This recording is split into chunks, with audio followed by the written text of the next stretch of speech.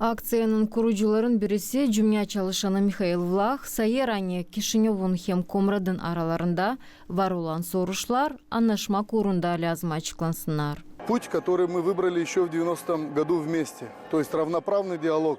Гагаузская автономия – это не просто свершившийся факт, это неотъемлемая часть Республики Молдова.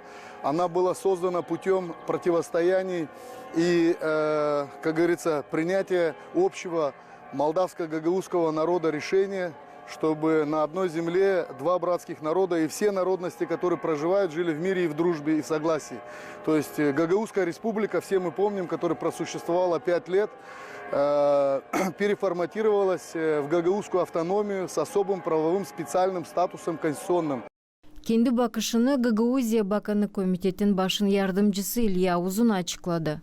Здесь даже нет претендентов, кто будет идти в Башканы, чтобы сказали свою точку зрения. Bugün burada başkan görevine pretendentler de yok. Kendi bakışlarını açıklasınlar. İnsan onlara seçimlerde açan ayırma kandidatı lazım olacak. Говорить, выберите нас, и все будет хорошо.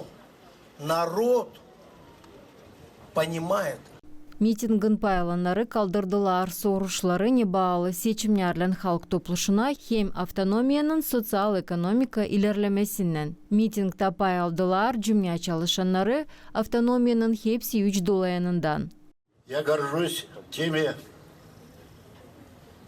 моими соратниками. Kafadarlarımla hodulanırım. Angaları 90. yıllarda Gagauz avtonomiyasının kuruluşunda beraber durardılar.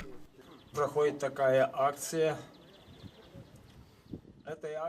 Aktsiyada kendi bakışımızı, istediğimizi belli ederiz. Neso yoldan Gagauzya lazım gitsin. Тот путь, куда нужно идти Гагаузии.